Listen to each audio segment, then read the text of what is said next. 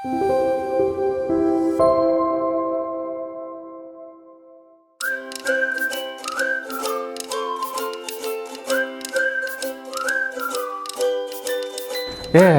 좀 전에 제가 이론적으로 이렇게 많이 얘기를 했는데요. 이론적으로 했던 것을 실제 한번 여러분들한테 이분이 어떻게 삐뚤어졌는지, 어느 쪽으로 삐뚤어졌는지 발에서부터 머리까지 전체적으로 한번 찾아볼 거예요. 그리고 나서 이분이 어떤 운동을 해야 되는지 여러분들한테 좀 소개해 드릴 겁니다. 자, 제일 먼저 우리가 균형을 잡아보는 것은 발가락이라고 그랬어요. 발가락 균형을 잡기 위해서 발목을 한번 뒤로 이렇게 적혀봅니다. 이때에 110도에서 120도까지 이렇게 쭉 발목이 이렇게 꺾여야 돼요. 근데 이분은 한 90도까지 정도 이렇게 발목이 이렇게 균형을 잡고 있기 때문에 아직은 허리가 휘거나 하지는 않지만 이게 만약에 이렇게 된다면, 이게 80도 정도 내려간다면 이 균형을 맞추기 위해서 허리는 이렇게 쉬게 돼 있어요. 그래서 가장 중요한 것은 이 발목의 각도입니다. 이 발목의 각도가 90도 이하가 되면 내 몸이 노화가 급속도로 일어나면서 질병이 온다. 특히 나이 드신 분들이 이제 허리가 이렇게 휘게 되는데, 허리에 휘게 되는 근본 원인은 발목의 각도가 80도, 90도 이하로 이렇게 떨어지면 이루어지기 시작한다. 그럼 허리 휜 것을 어떻게 치료하면 될까요? 다시 이렇게 90도 이상 될 수 있도록 주위에 있는 근육들을 전부 다 풀어주면 된다는 거예요. 그렇게 하고 걸으면 된다는 거예요. 자, 이렇게 한 다음에 여기서 발가락에 힘을 볼 거예요. 제가 지난번 강의에 아이들 발가락이 앙 했다 그랬죠. 똑같은 한 번을. 자, 이분 한번 발가락 참 재밌으시네요. 엄지 발가락이 위로 올라타고 밑에 발가락은 전부 다 안으로 들어가 버리기 시작했어요. 그리고 엄지 발가락이 이렇게 모양으로 봐도 이쪽으로 외반되기 시작해서 모지, 이것을 외반증이라고 얘기를 합니다. 여러분들 모지 외반증은 알지만 소지 내반증은 아마 처음 들어보셨을 거예요. 소지가 내측으로 이렇게, 모지는 바깥쪽으로, 그래서 모지 외반증.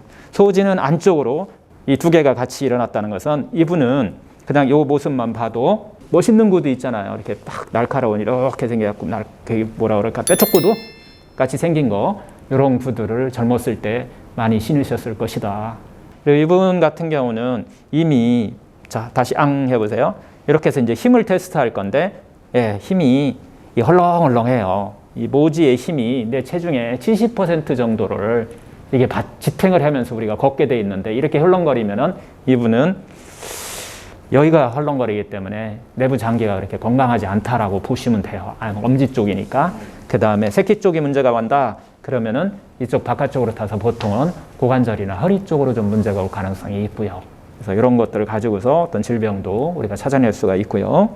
그 다음에 모지 외반증이 너무 심하게 돼 있고 힘이 너무 없기 때문에 이분은 발에서 일어나는 질병 중에서 통풍 같은 이런 질병으로 고생하실 수도 있다는 거예요. 단순히 음식만 갖고 문제가 아니라 발의 구조적으로도 문제가 올 수 있어요. 족저근막염이나 각질, 무좀, 통풍, 뭐 이런 질환들을 이분은 과거에 앓으셨을 수도 있겠다라고 우리가 추측을 할 수가 있어요. 그 중에서 어떤 질병이 있었나요? 통풍이 있었습니다. 통풍. 예, 좋습니다. 하여튼 통풍은 이게 음식만 갖고 치료하는 게 아니라 이 발의 구조가 좋아짐으로 인해서 통풍도 사라지는 것을 우리가 많이 볼 수가 있었어요. 그래서 첫 번째 뭐라고 그랬죠? 신발 큰 거 신으시고, 볼이 넓은 거 신으시고, 깔창 빼셔야 되고, 그 다음에 양말 자르던지 신지 않던지 모압방 양말이라고 나오고 있어요. 그런 양말을 신으시던지 해서 발의 부하를 최대한대로 좀 줄여줘야만, 그리고 나서 걸으셔야만 이 발이 제자리를 찾아서 원래 상태로 되돌아오려고 발이 자기 스스로 노력하면서 일을 하더라. 그 다음에 이제 발가락에서 발목으로 한번 갈게요. 발목의 힘이 가장 중요하다고 그랬는데 안쪽과 바깥쪽의 발목에 힘을 테스트해 볼 필요가 있어요. 여러분, 과거에 삐었다든가 과거에 많이 다쳤다든가 하면 이 힘에서 테스트에서 좀 걸리는 경우가 많이 있어요. 그래서 이 테스트는 이 발을 이쪽으로 한번 밀어보는 거예요. 이쪽으로 밀어보세요. 자, 나하고 힘겨루기를 했는데 단단하게 잘 버티고 있어요. 바깥쪽으로는. 그러면은 이 발목 이쪽에서는 지금 정상적으로 작동하고 있다. 이렇게 보시면 돼요. 발목이. 자, 이제 안쪽으로 한번 해보세요. 이건 좀 헐렁헐렁거려요. 엄지발가락과 이 발목까지 전체적으로 힘이 조금 약하다. 그러면 이 힘이 약한 것을 보충하기 위해서 발바닥이 엉뚱한 데서 일을 하게 되고, 얘가 힘이 약하면 엉뚱한 데서 자꾸 막 일을 하기 시작해요. 그러면서 압박이 가고 삐뚤어지기 시작하면서 여러 가지 질환이 나타나게 되죠. 자, 이번에는 좌측도 똑같은 방법으로 이쪽으로 테스트. 여긴 바깥으로는 상당히 괜찮아요. 안쪽으로 테스트. 이쪽 안쪽도 이쪽이 더 약해요. 그래요? 그러면 양쪽 발이 약하기 때문에 이분은 내측으로 문제가 올 수 있는 소지가 좀 많다고 봐야 돼요. 방광이나 가운데 있는 장기들, 폐, 신장 이런 계통에 병이 왔다는 것은 아닌데 조금 제 기능을 못하게 하기 때문에 그냥 딱 봤을 때 이분은 조금 많이 돌아다니면 상당히 피곤하겠다. 피로를 좀 많이 타시겠다. 이렇게 알 수 있어요. 자, 발은 이 정도만 테스트를 해요. 이 정도만 하시면 돼요. 너무 뭐 하실 필요도 없어요. 그리고 나서 실제 이제 걸어보는 걸로 이렇게 한번 테스트를 한번 해보시면 되고요. 두 번째 이제 여기가 어디까지 여기에 영향을 미치고 있는지, 내 몸에 어디까지, 허리까지 영향을 미쳐서 거기서 끝나면 괜찮은데 계속 올라가면 결국 뇌질환이 올 수 있는 소지가 있기 때문에 미리 한번 파악해서 그 뇌질환을 예방하고 뇌질환을 있다 그러면 또 치료까지 같이 하는 것을 반드시 실천을 하셔야 됩니다. 자, 가장 기본이 되는 발가락과 이제 발목이 끝나고 나면 이제는 손에서 이 옆구리의 힘을 좀 볼 거예요. 가슴 쪽에 있는 근육들과 가슴 안에 있는 장기들이 얼마나 부하가 받고 있는지 이런 것들을 테스트해 볼 필요가 있습니다. 제가 한번 눌러볼 테니까 버텨보세요. 다시 이쪽도 자 눌러보세요. 자 버텨보세요. 오케이. 양쪽의 힘은 상당히 강하기 때문에 상체의 이쪽에 있는 그 근육들은 어느 정도 지탱해주고 있다라고 보시면 돼요. 다음에는 이렇게 가지고서 어깨의 힘을 테스트할 거예요. 이렇게 딱 붙일 필요는 없어요. 힘을 제가 주라고 할 때 주세요. 버티세요. 이 힘도 상당히 괜찮아요. 이분은 상당히 상체 쪽으로는 건강하신 분이에요. 저쪽도 제가 테스트를 한번 같이 해볼 거예요. 자, 이쪽도 이렇게 한번. 이게 이렇게 갖고 여러분들 짱짱하게 눌러보면 이렇게 눌러도 이게 안 떨어지게 이렇게 딱 버티고 있어야 돼요. 자, 여기까지 해서 이 몸통의 테스트를 한번 해봤고요. 다음에는 이제 머리 테스트를 한번 해볼게요.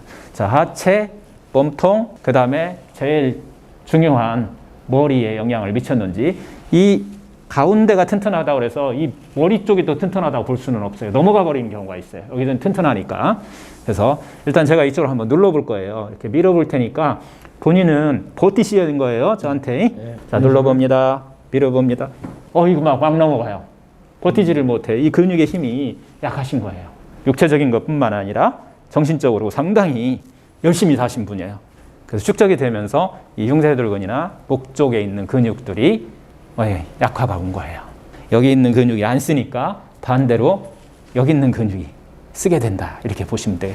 특히 엄지발가락과 이 흉쇄돌근은 아주 깊숙이 연결되어 있어요. 그래서 엄지발가락이 약하면 내려가는 그 혈류량이 약해진다고 그랬잖아요. 그러므로 인해서 여기 있는 흉쇄돌근이 긴장하게 되고 그 긴장이 계속 반복되면서 흉쇄돌근이 굳게 되는 것이 원인이 된다고 그랬었는데, 자, 이쪽에서 테스트 한번 했고요. 다시 이쪽에서 밀어볼게요.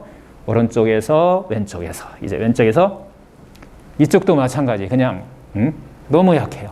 양쪽으로 일단은 흉쇄돌근이 전체적으로 좀 약화가 왔다. 이렇게 볼 수 있어요. 자, 이것은 어떻게 빨리 찾았으니까 땡큐죠? 나쁜 게 아니고 이거 땡큐라고 보시면 돼요. 이런 때는 흉쇄돌근 좀 풀어주시면 되고요. 그 다음에 아까 그거보다 더 중요한 것은 엄지발가락을 빨리 정상으로 되돌릴 수 있도록 이 신발 크게 신으시고 걷는 것을 좀 꾸준히 하셔라. 즉 발가락에 이분은 자유를 줘야 된다. 이렇게 좀 보시면 될 것 같아요.